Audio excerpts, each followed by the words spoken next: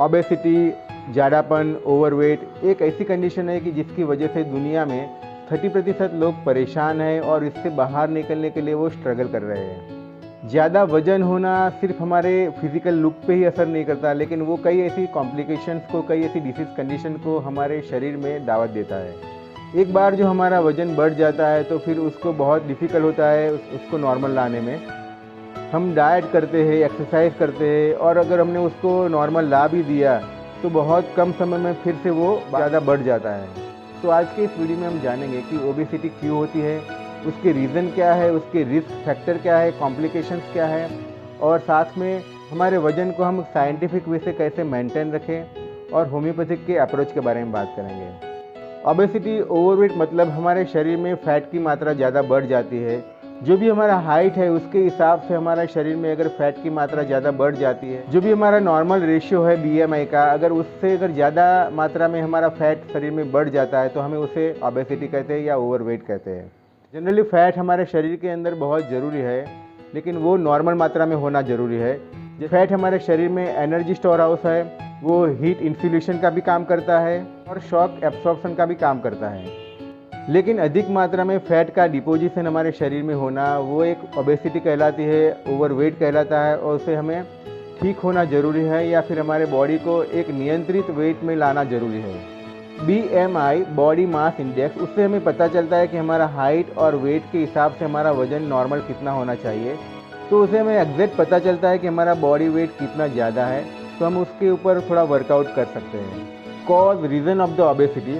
तो सबसे पहले जो भी हम भोजन लेते हैं वो हम ज़रूरत से ज़्यादा मात्रा में भोजन लेते हैं। सबसे बड़ा जो इस सिनारियो का जो हमारा वो कॉज है, वो रीज़न है, वो हम जनरली पार्टी है, बाहर का जंक फूड है, मैदे की आइटम है, वो सारी चीज़ें हम ज़्यादा लेते हैं।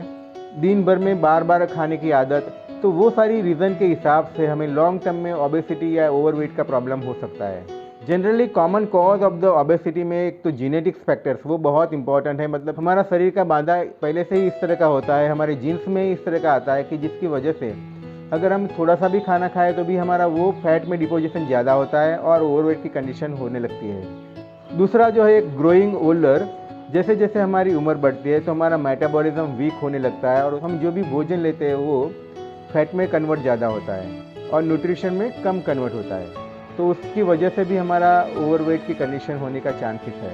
नॉट इनफ स्लीप, अगर हम नींद नहीं लेते हैं तो हमारे पूरे सिस्टम में, हमारी जो भी सिस्टम्स है बॉडी की, मतलब डाइजेस्टिव सिस्टम है या फिर नर्वस सिस्टम है, वो सारे सिस्टम में असर करता है। उसकी वजह से हमारा हार्मोन्स भी इम्बैलेंस होता है, तो उसकी वजह से हमें भूख ज़्यादा लगती है और हम खाना ज़्यादा लेते हैं, हम भोजन ज़्यादा लेते हैं, तो वो भी एक कंडीशन हो सकती है कि उसकी वजह से ओबेसिटी का प्रॉब्लम भी आगे चल के हो सकता है। प्रेगनेंसी के बाद ज़्यादातर वुमन को ये प्रॉब्लम रहती है। जनरली डिलीवरी के बाद हमारा शरीर में फ़ैट डिपोजिशन ज़्यादा होने लगता है। अगर हमने उस टाइम अगर ध्यान नहीं दिया तो वो भी एक कंडीशन हो सकती है कि आगे चल के ओबेसिटी का या ओवरवेट होने का। कई ऐसी हेल्थ कंडीशन की जिसकी वजह से हमें ओवरवेट का प्रॉब्लम्स होता है, जैसे कि सबसे पहले PCOS। अभी की जनरेशन में कई लोगों को मतलब पॉलीसिस्टिक ओवेरियन सिंड्रोम, कई फीमेल को ये कंडीशन होती है और उसकी वजह से हमारा हार्मोन्स इम्बैलेंस रहता है, पीरियड्स की प्रॉब्लम्स रहती है, की वजह से हमारा शरीर में धीरे धीरे वजन बढ़ने लगता है, तो उसको हमें रेगुलेट करना ज़रूरी है, उसे हमें ठीक करना ज़रूरी है। दूसरी जो एक कंडीशन है प्रॉडर-विल सिंड्रोम, ये भी एक ऐसी कंडीशन है कि वो एक बचपन से ही ये प्रॉब्लम्स क्रिएट होता है कई लोगों को, कि जिसमें हमारा भूख ज़्यादा लगता है, हमारा जो बार बार खाने की इच्छा होती है और उसकी वजह से हमें आगे चल के वेट बढ़ जाता है। कशिंग सिंड्रोम, हमारे शरीर में जो कॉर्टिजोल लेवल की मात्रा बढ़ जाती है, वो एक स्ट्रेस हार्मोन है और वो भी एक कंडीशन हो सकती है। हाइपोथायरॉयडिज्म, थायराइड डिसऑर्डर, इसकी वजह से भी ओवरवेट की प्रॉब्लम होती है। ऑस्टियोआर्थराइटिस, ये जो कंडीशन है हमारे शरीर को एक इनएक्टिव बना देती है। हमारे शरीर में जॉइंट्स पेन होना, शरीर में स्वेलिंग होना, हमारे बॉडी में पेन होना, तो जो भी जॉइंट्स है उसमें स्वेलिंग या बॉडी पेन की वजह से हम इनएक्टिव हो जाते हैं, हमें कुछ भी काम करने की इच्छा नहीं होती, हम चलने नहीं जाते, वॉकिंग करने नहीं जाते, तो हमारा फिजिकल एक्टिविटी बंद हो जाता है और वो हम बैठे बैठे हमारा जो सीडेंटरी लाइफ हो जाता है, तो उसकी वजह से भी हमारा शरीर में धीरे धीरे वेट बढ़ जाता है और वो एक रीज़न हो सकता है। एनवायरनमेंट एंड द कम्युनिटी, कई ऐसी एनवायरमेंटल कंडीशन, जैसे कि अगर हमारे आसपास ऐसे लोग रहते हैं जो बिल्कुल फिजिकल एक्टिविटी नहीं करते या आसपास कोई ऐसी जगह नहीं है कि जहाँ पे हम हमारा वर्कआउट करें या फिर वॉकिंग कर कोई भी एक्सरसाइज करें, तो वो भी एक कंडीशन हो सकती है कि जिसके अंदर हमारा वेट बढ़ने लगता है। हमारे फैमिली मेम्बर में या फिर नेबरहुड में मतलब इस तरह का हमारा भोजन होता है कि जो अच्छी तरह से प्रॉपर ढंग का फूड नहीं होता, पका हुआ खाना नहीं होता है, ज़्यादा हाई कैलोरीज फूड होता है कि जिसकी वजह से वो भी एक रीज़न बन सकता है। कई ऐसी साइकोलॉजिकल प्रॉब्लम भी होती है कि जिसकी वजह से ओवरवेट होने की संभावना है, जैसे कि डिप्रेशन, ज़्यादा ओवर थिंकिंग, एंग्जाइटी, वो जो सारी कंडीशन है कि उसके अंदर हमारे शरीर में इम्बैलेंस हो जाता है, हमारा मन में इम्बैलेंस हो जाता है। तो वो भी एक कंडीशन होती है कि जिसमें हमें जो बार बार भूख लगने लगती है, बार बार हम खाना खाते हैं और वो आगे चल के ओवरवेट या फिर ओबेसिटी का कारण हो सकता है। कई ऐसी मेडिसिन है जैसे कि स्टीरॉयड की मेडिसिन, ओरल कॉन्ट्रासेप्टिव, जो सारे हार्मोन्स की मेडिसिन की वजह से भी आगे चल के हमारा शरीर में ओवरवेट की प्रॉब्लम हो सकती है। तो कैसे हम डायग्नोस करें कि हमारे शरीर में अधिक मात्रा में फैट है?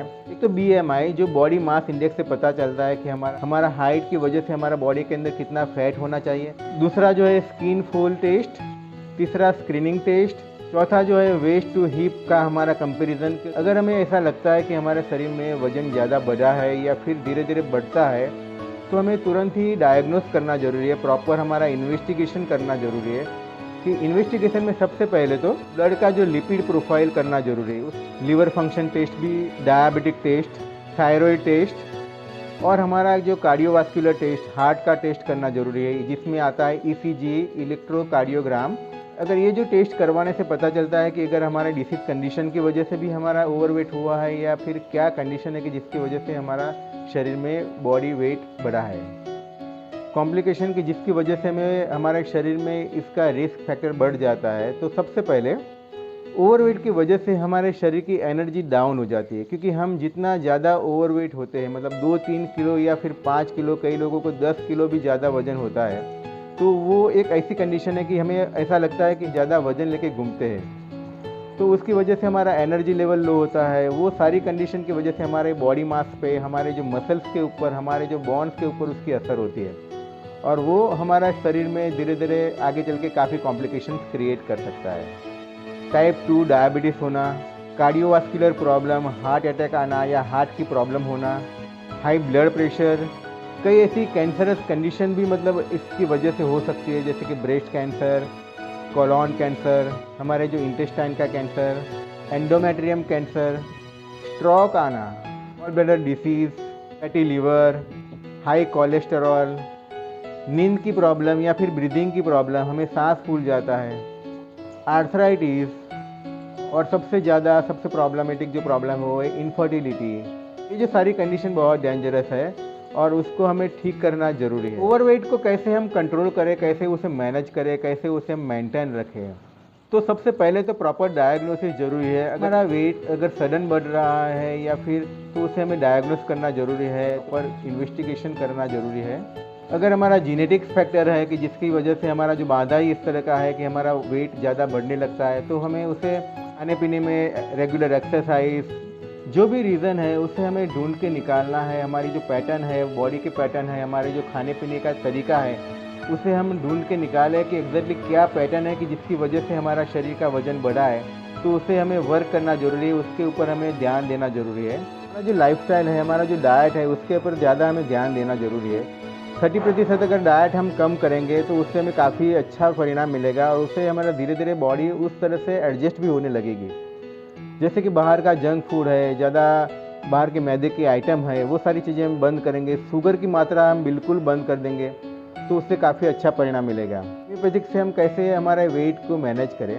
जनरली होम्योपैथिक में हर एक पेशेंट की इंडिविजुअल एस्पेक्ट को हम समझते हैं, उसकी प्रकृति के समझते हैं, उसकी तासीर को समझते हैं। तो एक्चुअली हमें पता चलता है कि एग्जैक्टली क्या फैक्टर्स है जिसकी वजह से हमारे शरीर के अंदर वेट बढ़ता है, मतलब क्या फैक्टर्स है, किस तरह का अगर हमारा जो तरीका है, हमारा जो लाइफस्टाइल प्रॉब्लम है और भी कोई डिसीज़ कंडीशन है, हमारी जो मन का तासीर कैसा है, शरीर का तासीर कैसा है, तो उसके हिसाब से हम अगर होम्योपैथिक मेडिसिन देते हैं तो उससे बहुत अच्छा रिजल्ट मिलता है। कई ऐसी कॉमन सी मेडिसिन है जो होम्योपैथिक में बहुत अच्छा रिजल्ट देती है, जैसे कि फाइटोलेका बेरी। वो एक ऐसी मेडिसिन है जो अगर हम खाने से पहले 10 मिनट पहले अगर हम लेते हैं तो उससे हमारा जो मेटाबॉलिज्म अच्छा होता है, हमारा जो फैट में कन्वर्ट ज़्यादा होता है, हमारा जो भी भोजन है तो वो रोक देता है और वो न्यूट्रिशन में कन्वर्ट होता है। दूसरा जो एक है फ्यूकस वेसिकुलस मदर टिंचर, ये अच्छी दवाई है जो हमारे हार्मोन्स की वजह से अगर हमारा जो बॉडी के अंदर वेट बढ़ता है तो उसका बहुत अच्छा परिणाम है। वो भी हम खाने से 10 मिनट पहले ले सकते हैं, साथ में फाइडोला का बेरी भी ले सकते हैं, तो इससे बहुत अच्छा परिणाम मिलेगा। दूसरी भी मतलब ऐसी मेडिसिन है जैसे कि कैलकेरिया कार्ब 30, ग्रिफाइडिस 30, थायरोडिनम 3x, ये भी ये मेडिसिन है जो अगर हम उसके सिम्टम्स के आधारित जो मेडिसिन देंगे, उसकी प्रकृति के आधारित मेडिसिन देंगे तो हमारा जो भी उसका प्रॉब्लम्स पता चलेगा कि क्या फैक्टर्स है कि जिसकी वजह से हमारा वेट बढ़ा है, तो हमें उसको रेगुलेट कर सकेंगे और ये मेडिसिन भी काफ़ी अच्छी तरीके से हेल्प करेंगी कि वो रेगुलेट करें। तो और भी कोई अगर आपको समस्या है या भी आपको मेडिसिन के बारे में जानना है या कोई भी डिसीज़ कंडीशन के बारे में जानना है तो आप मुझे कमेंट बॉक्स में कमेंट भी कर सकते हो। आज के लिए इतना ही। Stay safe, stay healthy, thank you and good bye.